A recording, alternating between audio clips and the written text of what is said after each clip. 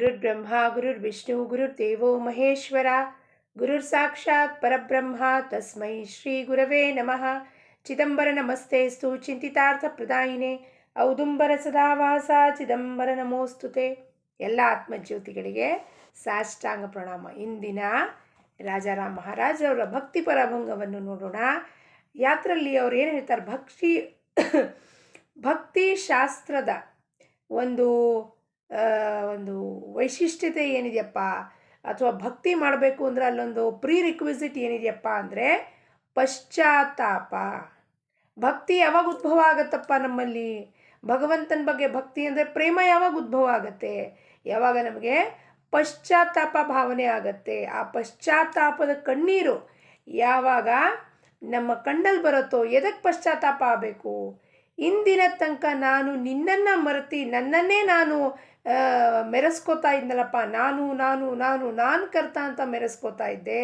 ಕೊಟ್ಟಿರೋ ಈ ಉಸಿರು, ಈ ದಾತ, ಈ ತ್ರೈಲೋಕ್ಯದ ಒಡೆಯ ಯಾರಿಲ್ಲಿ ಕೂತಿದ್ದಾನೋ ಅವನನ್ನು ಮರೆತು ಬಿಟ್ಟು ನಾನೇ ಎಲ್ಲ ಮಾಡೋಕ್ಕೆ ಹೋಗ್ತಾ ಇದ್ದೀನಿ ಅನ್ನೋ ಭ್ರಮೆಯಲ್ಲಿ ಯಾವಾಗಿದ್ನೋ, ಅವಾಗ ನಾನು ನನ್ನದರೊಂದಿನ ಸಂಸಾರದಲ್ಲಿ ಸಿಕ್ಕಾಕೊಂಡು ಗೋಳಾಟ, ಪಶ್ಚಾತ್ತಾಪ, ಮನಸ್ತಾಪಗಳು, ಕ್ಲೇಶಗಳು ಉಂಟಾಗಿ ಆ ದುಃಖಕ್ಕೆ ಈಡೇರಾಗಿ ನನ್ನ ಜೀವನ ಆಗೋಗಿತ್ತಲ್ಲಪ್ಪ. ಆವಾಗ ಆ ಕಣ್ಣೀರೇನು ಬರುತ್ತೋ, ನಿನ್ನನ್ನು ಮರೆತು ಹೋಗಿದ್ದೀನಿ ಅನ್ನೋ ಕಣ್ಣೀರೇನು ಬರುತ್ತೋ ಅದಕ್ಕೆ ಪಶ್ಚಾತ್ತಾಪದ ಅನುತಾಪ ವೀಣನ ಜಾಯೇಚಿ ಪಾಪ ಅಂತ ರಾಜಾರಾಮ್ ಮಹಾರಾಜರು. ಆ ಒಂದು ಪಶ್ಚಾತ್ತಾಪದ ಕಣ್ಣೀರು ಬಂದಾಗ ಅದು ಗಂಗಾ ತೀರ್ಥಕ್ಕಿನ್ನಾನು ಬಹಳ ನಿರ್ಮಲವಾಗಿದೆ ಅಂತ ರಾಜಾರಾಮ್ ಮಹಾರಾಜರು. ಎಂಥ ಒಂದು ನೋಡ್ರಿ, ಎಷ್ಟು ರಾಜಾರಾಮ್ ಮಹಾರಾಜರು ಏನು ಹೇಳ್ತಾರೆ, ಗಂಗಾ ತೀರ್ಥದಲ್ಲಿ ಹೋಗಿ ಮುಳುಗಿದ್ರೆ ನಮ್ಮ ಪಾಪ ಹೋಗುತ್ತೆ ಅಂತಾರೋ, ಅವರು ಅಂತಾರೆ ಅದಕ್ಕಿನ್ನಾನು ನಿರ್ಮಲವಾಗಿದೆ ಈ ಪಶ್ಚಾತ್ತಾಪದ ಕಣ್ಣೀರು. ಎದಕ್ಕಪ್ಪ?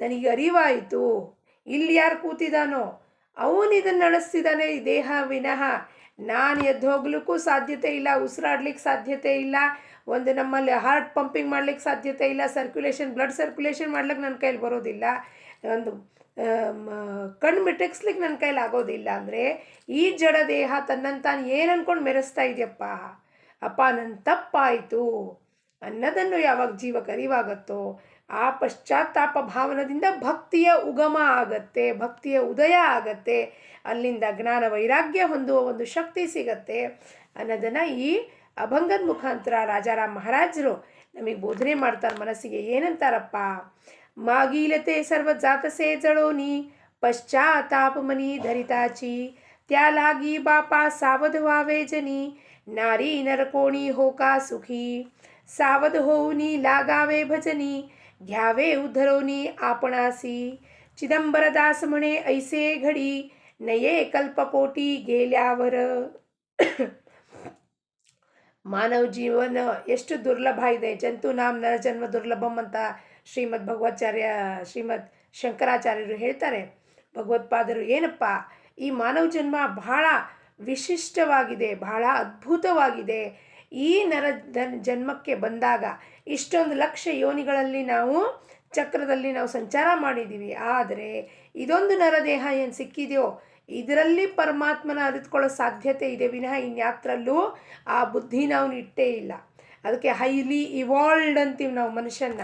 ಹಿ ಈಸ್ ಹೈಲಿ ಇವಾಲ್ವ್ಡ್, ಇಂಟೆಲಿಜೆನ್ಸ್ ಇದೆ ನಮಗೆ ಅಂತ. ಎಂಥ ಇಂಟೆಲಿಜೆನ್ಸ್ ಅಂದರೆ ಇರುವಿಕೆ, ಇಂಟೆಲೆಕ್ಟ್ ಅಲ್ಲ, ಇರುವಿಕೆ. ಇಂಟೆಲಿಜೆನ್ಸ್ ಏನು? ಇದು ಒಳಗೆ ಒಂದು ಅದ್ಭುತವಾದ ನಡೀತಾ ಇದೆ. ಇದರಿಂದ ನಮಗೆಲ್ಲವನ್ನೂ ಏನಿದೆ ಒಳಗೆ ಅನ್ನೋದು ಬ್ರಹ್ಮಾಂಡ ಗೊತ್ತಾಗೋ ಒಂದು ಸಾಧ್ಯತೆ, ಆ ಪರಮಾತ್ಮನ ಅರ್ಥಕೊಳ್ಳೋ ಸಾಧ್ಯತೆ, ಪರಬ್ರಹ್ಮನ ಅರ್ಥಕೊಳ್ಳುವ ಸಾಧ್ಯತೆ ಈ ಜನ್ಮದಲ್ಲಿ ಈ ದೇಹದಲ್ಲಿದೆ ಮಾತ್ರ. ಈ ದೇಹನ ಬಂದ ಮೇಲೆ ಇದನ್ನು ಏನೇನಕ್ಕೋ ಬಳಸಿ ಹಾಳು ಮಾಡಿಕೊಂಡು ನಾವು ಮರ್ತು ಹೋಗ್ಬಿಟ್ಟಿದ್ದೀವಪ್ಪ. ಇದರ ಕ್ಷಮತಾ ನಮಗೆ ಗೊತ್ತಾದರೆ ಜೀವನ ಪ್ರವಾಹ ಹೆಂಗೆ ನಡೀತಾ ಇದೆ ಅಂದರೆ ಆವಾಗ ಆ ಪ್ರವಾಹದ ಜೊತೆಗೆ ಆ ಲೈಫ್ ಫೋರ್ಸ್ ಜೊತೆಗೆ ನಾವು ಫ್ಲೋ ಆಗೋಕ್ಕೆ ಶುರುವಾಗ್ತೀವಿ. That life energy will be flowing tremendously, it is flowing. ಆದರೆ ನಮಗದು ಇರುವಿಕೆಗೆ ಬರ್ತಾ ಇಲ್ಲ. ಅದು ಒಳಗೆ ಹೆಂಗೆ ಕೆಲಸ ಮಾಡ್ತಿದೆ ಅನ್ನೋದು ನಮಗೆ ಗೊತ್ತಾಗ್ತಿಲ್ಲ. ಎಷ್ಟು ಅದ್ಭುತವಾಗಿ ಕೆಲಸ ಮಾಡುತ್ತೆ. ವಾಲ್ಯಾಚ ವಾಲ್ಮೀಕಿ ಆದ ಅವನು, ಇದೇ ದೇಹದಲ್ಲಿ ವಾಲ್ಮೀಕಿ ಆದ ಅವನು. ಅವನಿಗೆ ಗೊತ್ತಿರಲಿಲ್ಲ ಅವನು ವಾಲ್ಮೀಕಿ ಆಗ್ತಾನೆ ಅಂತ, ವಾಲ್ಮೀಕಿ ಇದ್ದಾನೆ ಅಂತ. ಆದರೆ ಯಾರು ಬಂದು ಬೋಧನೆ ಮಾಡಿದಾಗ ಅವನಿಗೆ ವಾಲ್ಮೀಕಿ ಆಗಲಿಕ್ಕೆ ಇದೇ ದೇಹದ ಮುಖಾಂತರ ಅವನಿಗೆ ಗೊತ್ತಾಯಿತು. ಯಾವಾಗ ಗತಕರ್ಮಗಳ ವಿಷಯದಲ್ಲಿ ನಮಗೆ ಪಶ್ಚಾತ್ತಾಪ ಭಾವನೆ ಅಥವಾ ಒಂದು ವಮನ ಬರೋದಿಲ್ವೋ ಅಲ್ಲಿ ತನಕ ನಮಗೆ ಅನುತಾಪ ಆಗೋದಿಲ್ಲ. ಅನುತಾಪ ಆಗಬೇಕು ನಮಗೆ ಗತ ಕರ್ಮಗಳೆಲ್ಲ ಈ ಜನ್ಮದಲ್ಲಿ ಎಷ್ಟು ಕೆಟ್ಟ ಕರ್ಮ ಮಾಡಿದೀವೋ ಅದನ್ನು ಬಿಟ್ಟು ಹಾಕೋಣ. ಹಿಂದಿನ ಜನ್ಮದಲ್ಲಿ ಏನೇನು ಕರ್ಮಗಳನ್ನು ಮಾಡಿದ್ದೀವಿ ಅದನ್ನೆಲ್ಲ ಈ ಜನ್ಮದಲ್ಲಿ ಪರಮಾತ್ಮ ತೋರಿಸ್ತಾನೆ. ನೀನೇನು ಮಾಡ್ತಿದ್ಯೋ ಅದನ್ನು ನೀನು ಇವತ್ತಿಂದಲ್ಲ ಅದ ಕರ್ಮ ಅನುಭವಿಸ್ತಿದ್ಯಾ ಅಂದಾಗ ಆ ಕರ್ಮಗಳ ಬಗ್ಗೆ ನಮ್ಗೆ ಏನಾಗಬೇಕು, ವಮನ ಬರಬೇಕು, ವಾಕರಿಕೆ. ನಾನು ಹಿಂಗೆ ಮಾಡಿದ್ದೀನಿನಪ್ಪ, ಛೇ ಅವಾಗ ನನಗೇನಾಗುತ್ತೆ, ಪಶ್ಚಾತ್ತಾಪ ಆಗುತ್ತೆ. ಅದಕ್ಕೆ ಅವ್ರು ಹೇಳ್ತಾರೆ ಭಕ್ತಿಶಾಸ್ತ್ರದಲ್ಲಿ ಪಶ್ಚಾತ್ತಾಪದ ಕಣ್ಣೀರಿಗೆ ಗಂಗಾ ತೀರ್ಥಕ್ಕಿನ್ನೂ ಬಹಳ ನಿರ್ಮಲವಾಗಿ ಅಂತ ಒಪ್ಕೊಂಡಿದ್ದಾರೆ. ಅದನ್ನೆಲ್ಲ ಪ್ರಮಾಣ ಇದೆ ಅಂತ ಹೇಳ್ತಾರೆ. ಅದು ಒಮ್ಮೆ ಆ ಕಣ್ಣೀರು ಬಂತ, ಕಣ್ಣೀರಂದರೆ ಎಂಥ ಕಣ್ಣೀರಪ್ಪ, ಇಲ್ಲಿ 2 ಥರದ ಪಶ್ಚಾತ್ತಾಪ ಇರ್ತದೆ. ಒಂದು ಸಂಸಾರದ ಗೋಳಾಟದ ಕಣ್ಣೀರು, ಅಲ್ಲಿ ಹೋಗಿ ಚಿದಂಬರನ ಮುಂದೆ ಅಳ್ತಿರೋದು, ನಂದು ಈ ಸಂಸಾರದ ಈ ಪ್ರಾಬ್ಲಮ್ ಸಾಲ್ವ್ ಆಗಿಲ್ಲ ಚಿದಂಬರ, ಅದಲ್ಲ. ಈ ಎಲ್ಲ ಪ್ರಾಬ್ಲಮ್ ಎದಕ್ಕಾಗ್ತಿದೆಯಪ್ಪ, ಅದು ನನಗೆ ಅರಿವಾಯಿತು. ಈ ಪ್ರಾಬ್ಲಮ್ ಆಗ್ತಿರೋದೇ ಈ ಮನಸ್ಸಿಂದ. ಈ ಮನಸ್ಸು ನಾನು ಕರ್ತಾ ಅಂದ್ಕೊಂಡು ಏನು ಒದ್ದಾಡ್ತಿತ್ತು, ಅದಕ್ಕೋಸ್ಕರ ಈ ಮನಸ್ಸಿಂದ ಬಿಡುಗಡೆ ಹೊಂದ್ಸಪ್ಪ. ಈ ಮನಸ್ಸು ನಿನಗೆ ಶರಣು ಬಂದಿದೆ ಚಿದಂಬರ. ಆ ಪಶ್ಚಾತ್ತಾಪದ ಕಣ್ಣೀರು ಗಂಗಾಕಿನ್ನ ಬಹಳ ನಿರ್ಮಲವಾಗಿದೆ ಅಂತಾರೆ.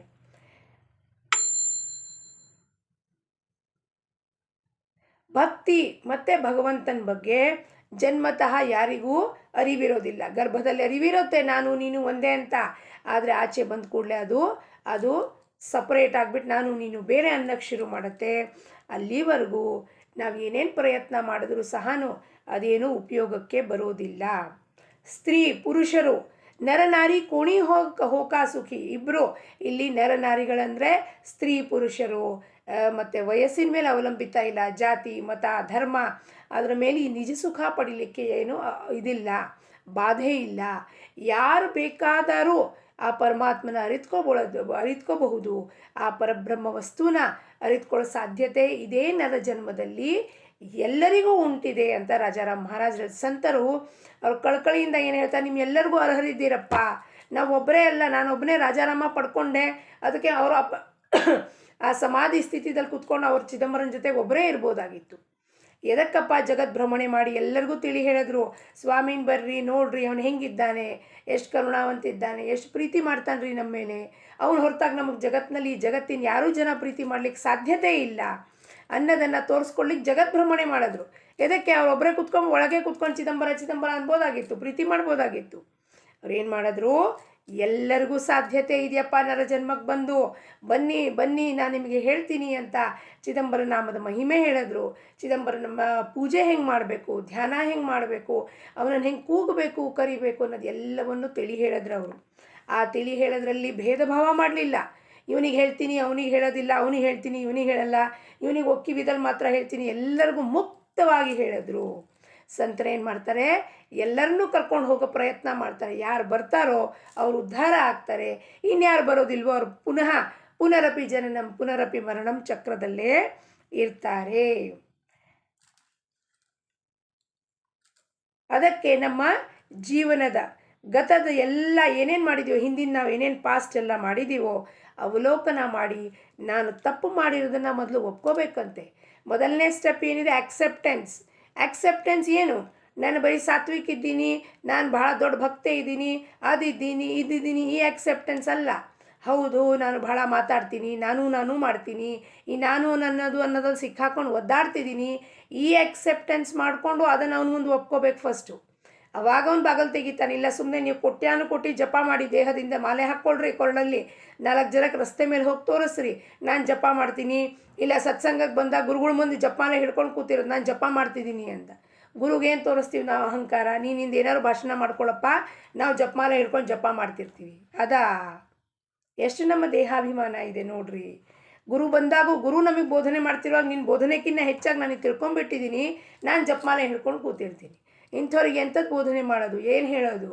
ಅವ್ರು ಅದೇ ಪಶ್ಚಾತ್ತಾಪ ಏನೂ ಆಗಿರೋದಿಲ್ಲ. ಸುಮ್ಮನೆ ಅವ್ರು ಏನು ಗೋಳಾಟ ಇಟ್ಕೊಂಡು ಆ ಸತ್ಸಂಗಕ್ಕೆ ಬಂದಿರ್ತಾರೆ, ಶ್ರವಣನೂ ಮಾಡಿರೋದಿಲ್ಲ, ಎಂಥದೂ ಮಾಡಿರೋದಿಲ್ಲ. ಭಗವಂತನ ಭಜನೆ ಮಾಡಿ ಭಕ್ತಿ ಮಾರ್ಗವನ್ನು ಅವಲಂಬಿಸಿ ಅಲ್ಲಿ ಪ್ರಾಣಿ ಮಾತ್ರರು ಉದ್ಧಾರ ಆಗಲಿಕ್ಕೆ ಸಾಧ್ಯತೆ ಇದೆ. ಇವೆಲ್ಲ ಕೇಳಿದಾಗ ಕೋಟ್ಯಾನುಕೋಟಿ ವಿಚಾರ ತಿಳಿಸ್ತಿರ್ತಾರೆ ಅವ್ರ ಸಂತರು. ಆದರೆ ಅವೆಲ್ಲ ವಿಚಾರ ಶ್ರವಣ ಮಾಡಿ ಕೃತಿಯಲ್ಲಿ ಬರಬೇಕು, ಆಚರಣೆಯಲ್ಲಿ ಬರಬೇಕು. ಸುಮ್ಮನೆ ಆದ ಸತ್ಸಂಗ ಕೇಳಾಯಿತು, ಒಂದು ತಾಸು ಗ್ರಂಥ ಓದಿದ್ದಾಯಿತು, ಅಭಂಗ ಓದಿದ್ದಾಯಿತು, ಆದರೆ ನಮ್ಮ ಕೃತಿಯಲ್ಲಿ ಬರಲಿಲ್ಲ ಅಂದರೆ ಅದರದ್ದು ಯಾವ ಥರವಾದ ಉಪಯೋಗ ಇಲ್ಲ. ಅಳವಡಿಸ್ಕೊಳ್ಳಿಲ್ಲ ಜೀವನದಲ್ಲಿ, ಇಂಪ್ಲಿಮೆಂಟೇಷನ್ನೇ ಮಾಡಲಿಲ್ಲ, it is of no use. Dry Vedanta, ಶುಷ್ಕ ಪಾಷಾಣ, ಗೋರ್ಕಲ್ಲ ಮೇಲೆ ಮಳೆ ಸುರಿದಂತೆ ಸರ್ವಜ್ಞ ಅಂದಂಗೆ ಎಲ್ಲವೂ ಒಂದು ಗೋರ್ಕಲ್ ಮೇಲೆ ಮಳೆ ಸುರಿತಾ ಇದೆ, ಆ ಗೋರ್ಕಲ್ ಮೇಲೆ ನೀರೆಲ್ಲ ಹರಿದೋಯ್ತು, ಜುರ್ರ್ ಅಂತ ಜಾರೋಯ್ತು. ಏನು ಉಪಯೋಗ? ಅವು ಗುರು ಬಂದು ಏನೇ ಹೇಳಲಿ, ಸದ್ಗುರು ಬಂದು ಏನೇ ಹೇಳಲಿ, ನಾವು ಇದ್ದಿದ್ದಂಗೆ ಇರ್ತೀವಿ. ನಾಯಿ ಬಾಲ ಡೊಂಕು ಅಂದಂಗೆ ನಾವು ಯಾವತ್ತೂ ಸುಧಾರಿಸೋದಿಲ್ಲ. ಅದಕ್ಕೆ ಕೃತಿಯ ಜೋಡಣೆ ಆಗಬೇಕು. ನಮಗೆ ಹೇಳ್ಕೊಟ್ಟಿದ್ದ ಪಾಠವನ್ನು ತಕ್ಷಣಕ್ಕೆ ನನ್ನ ಜೀವನದಲ್ಲಿ ನಾನು ಇದನ್ನು ತಪ್ಪು ಮಾಡಿದ್ದೀನಪ್ಪ, ಇನ್ನು ತಪ್ಪನ್ನು ನಾನು ಪುನಃ ರಿಪೀಟ್ ಮಾಡೋದಿಲ್ಲ. ನೀನು ಹೇಳಿದ ಅರ್ಥ ಆಯಿತು, ನನಗೆ ಒಪ್ಕೊಂಡೆ, ನಾವು I have implemented in my life. Further cut ಮಾಡಬೇಕದು. ನಾನು ಏನು ತಪ್ಪು ಮಾಡ್ತಿದ್ದೀನೋ ಅದನ್ನು ಕಟ್ ಮಾಡಬೇಕು. ಅವಾಗೊಂದು ಬಾಗಲು ತೆಗಿತಾನೆ, ಇಲ್ಲಾಂದರೆ ಸುಮ್ಮನೆ ಹೆಂಗೆ ಬಾಗಲು ತೆಗಿತಾನೆ ಅವನು. ನಾವೇನೂ ಒಪ್ಕೊಳ್ಳೋದಿಲ್ಲ. ಇನ್ನು ಅವನಿಗೆ ನಾಲ್ಕು ಮಾತು ಜಾಸ್ತಿ ದೋಸ್ತ್ ತೋರಿಸ್ತೀವಿ ಗುರುಗೆ ನಾವು. ಹೆಂಗೆ ನಡೀತಿದಪ್ಪ. ಅದಕ್ಕೆ ವಿಚಾರಯುಕ್ತದಿಂದ ಭಕ್ತಿ ಸಾವಧಾನತೆಯಿಂದ ಸ್ವೀಕಾರ ಮಾಡಿ ಅಂತ ರಾಜಾರಾಮ್ ಮಹಾರಾಜರು ಚಿದಂಬರ ದಾಸಮಣಿ ಐಸೇ ಘಡಿ ನಯೇ ಕಲ್ಪಕೋಟಿ ಗೆಲ್ಯಾವರ. ಈ ಕ್ಷಣ ಇವತ್ತು ಈ ಜನ್ಮ ಹೋಯ್ತಾ, ಮುಂದಿನ ಜನ್ಮ ಏನಿದೆ ನನಗೆ ಗೊತ್ತಿಲ್ಲ. ಮುಂದಿನ ಜನ್ಮದಲ್ಲಿ ನಾನು ಏನಾಗ್ತೀನಿ ಅನ್ನೋದು ಗೊತ್ತಿಲ್ಲ. ಹಿಂದಿನ ಜನ್ಮದಲ್ಲಿ ಎಷ್ಟೋ ಜನ್ಮದ ಪಾಪ ಮಾಡಿದ್ದೀನಿ ಅಂತ ಅದಕ್ಕೆ ಈ ಜನ್ಮದಲ್ಲಿ ಅನುಭವಿಸ್ತಾ ಇದ್ದೀನಿ, ನನ್ನ ದೇಹಕ್ಕೆ ಬಂದು ಅಂತ ಅರಿವು ಮಾಡಿಸ್ಕೊಟ್ಟ ಸದ್ಗುರು. ಅಂದ ಮೇಲೆ ನನ್ನ ಇತಿ ಕರ್ತವ್ಯ ಏನು? ಅವನು ಹೇಳಿದ ಮಾತನ್ನು ಚಾಚೂ ತಪ್ಪದೆ ಪಾಲನೆ, ಗುರು ಆಜ್ಞೆ ಪ್ರಮಾಣ, ಅವನ ಆಜ್ಞೆ ಪಾಲನೆ ಮಾಡಬೇಕು. ಅವನು ಹೇಳಿದ ಹಾದಿಯಲ್ಲಿ ನಾವು ಹೋಗಬೇಕು, ಕೃತಿಯಲ್ಲಿ ಅಳವಡಿಸ್ಕೋಬೇಕು, ಮಾಡಿದ ತಪ್ಪನ್ನು ಒಪ್ಕೋಬೇಕು, ಪುನಃ ಅದನ್ನು ರಿಪೀಟ್ ಮಾಡಬಾರ್ದು, ಸದಾ ಅವನ ಧ್ಯಾನದಲ್ಲಿ ಇರಬೇಕು.